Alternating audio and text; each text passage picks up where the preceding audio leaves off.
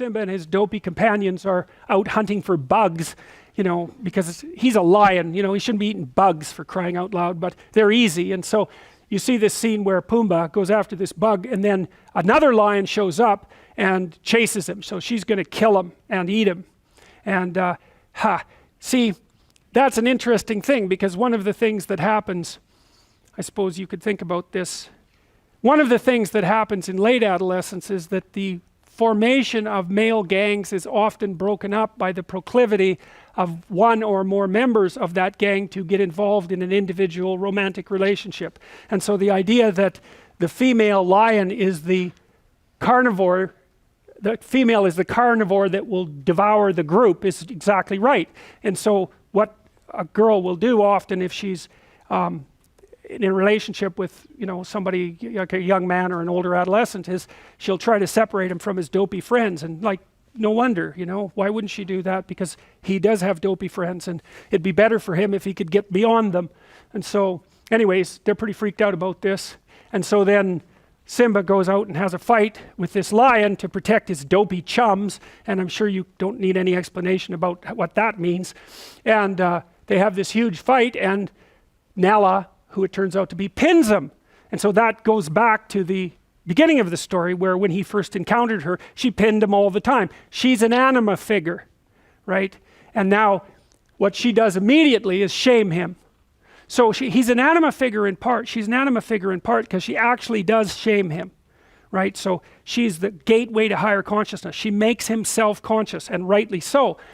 But she's also a psychological figure, because imagine that when a young man is establishing a relationship with a young woman and he's enamored of her, he's falling in love, he projects an ideal onto her, and that ideal is going to be partially fulfilled by the relationship, the degree to which is unspecified, and sometimes it'll collapse completely. But he projects an ideal onto her because otherwise he wouldn't be attracted to her, and then the ideal judges him, and so that makes him feel all self-conscious and useless, which is useful because he is useless and should feel that way.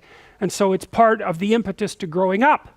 So, and of course, you need necessity in order to mature you, because to mature is to take on responsibility, and you're not going to feel that impetus unless adopting the responsibility has some sort of payoff. And women tend to mate across and up dominance hierarchies, so they tend to actually like men who are useful. And so if they encounter a man who isn't useful at all, that's exactly what's going to happen. They're going to not be happy about that in the least. And no wonder, and I think the reason for that, it's an economic and a biological reason. The reason is that women are in the position of having to take care of infants primarily. And an infant is a very heavy load. And so even a woman who's extraordinarily competent is going to find herself substantially limited in her possibilities if she has an infant. And so then she's looking around for someone who'll pick up part of the load. It's perfectly reasonable. And you're not going to pick up part of the load if you're completely useless. And so it's in the woman's best interest not to have 2 children, roughly speaking. So anyway, she pins him. And then he's all resentful about it immediately, because she's calling him on his stupid friends and the fact that he's out there gallivanting impulsively in paradise when there's real problems to be solved. And so look at him, he's all resentful and useless and feeling put upon and picked upon, and you got to slap him again fundamentally. And she's just completely stunned by that. It's like, and tells him, where's the Simba I used to know, right? He's a little doubtful about the whole situation there. The animators do a very nice job of this part of the movie, because one of the things you see is that his eyebrows are always pointing up in the middle, whereas his father's eyebrows were pointing down in the middle. And so that's the difference between this, which is sort of like things are happening to me, and this, which is more like I'm imposing my will on things, and that's an immature face, and the animators capture that brilliantly. So here's where she shames him again. She tells him how much she liked him when he was little, and a potential king, and how hurt she is that he's this useless, wide-eyed, naive, impulsive, pleasure-seeking adolescent. And she tells him that she missed him, and God only knows why, because look at him again. It's like completely appalling creature.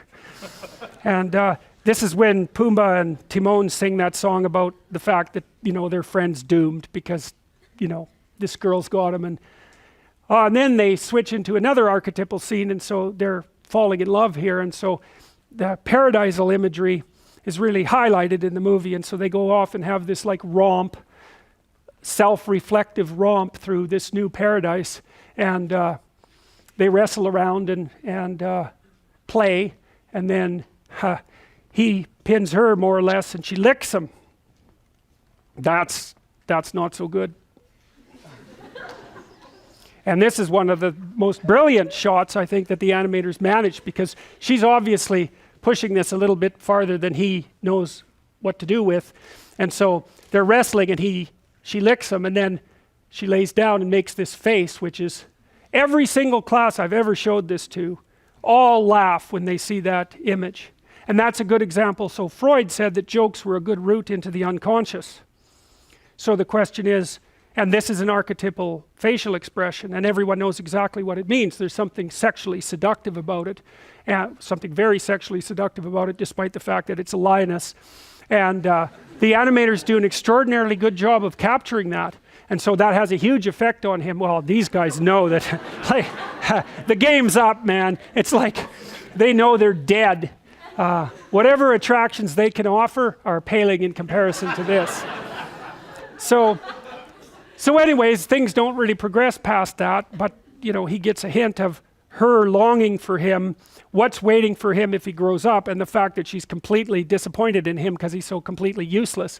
And so now he's lounging about, like some basement dweller with Cheeto dust all over his chest, and trying to justify his absolutely useless life, and saying that he doesn't have any responsibility to the devastated kingdom, and he's out there where Hakuna Matata, I can just do whatever I want and follow my impulsive pleasures. And she thinks he's pretty pathetic, and the reason for that is because he is actually pretty pathetic.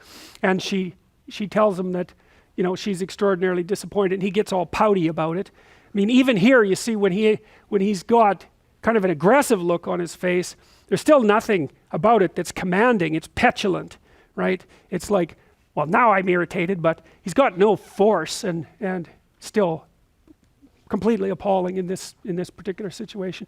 So she judges him very harshly and leaves, and that makes him think. He gets all self-conscious because this female that he admires wants to have nothing to do with him, and so he's, first of all, then he thinks, well, maybe I'll just hate all women, which is, pretty pathetic conclusion, but a very common one. And the next is, well, maybe there's actually something wrong with him, right? Which is a very painful bit of self-reflection. So he notes that there's something wrong with him, and then he calls out to his father and says, look, you said you were always going to be here for me, and you're not. And so what's happening is that he's become aware of the insufficiency of his current adolescent value structure, and he wants something beyond it, which would be associated with identification with the father.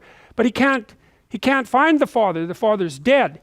It's like when Pinocchio goes down to the bottom of the ocean to bring Geppetto up from the depths, right? That's the situation that Simba finds himself in right now. The father's gone and has to be brought up from the depths. So this is where the movie takes the archetypal pathway of an initiation ceremony. So he says he wants to change. Now, one of the things Carl Rogers, one of the clinicians that we'll talk about, pointed out was that if someone was going to come to psychotherapy, there's some things that had to happen before they went into psychotherapy. And one thing that had to happen was that they had to admit that there was something wrong, and they had to want to change. You had to have that before you went into the psychotherapeutic situation. And what happens here is Simba is actually, he's dropped his arrogance, and he's looking upward, kind of like Geppetto wishing on the star in Pinocchio. He's looking upwards, he's looking towards something higher, and he wants to transform himself. So he's asked the question, how can I change for the better? And he doesn't get an answer. And then Rafiki shows up. So what does that mean? It means that as soon as you know you're wrong about something, as soon as you admit that you're wrong about something, and you open the door to potential change, that part of you will respond. So, and you know this because, think about this. You're thinking. So you ask yourself a question, because that's what you do when you're thinking, and then you generate some answers. It's like, it's very strange. The thinking will actually work. You can actually come up with answers if you think about something. And so this issue is, okay, I thought I was real good in my little impulsive paradise, but then it turns out that I'm just a half-wit, and I notice that, and I want to do something about it. So the question has now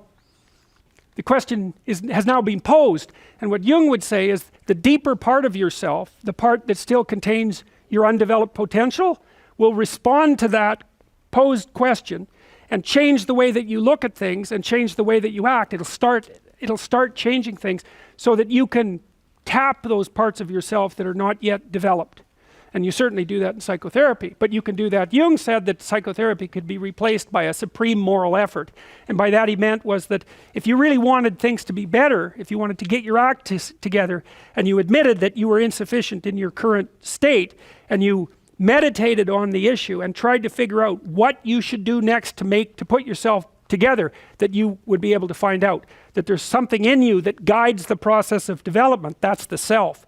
It's the higher self in some sense. It's the thing that remains constant across transformations.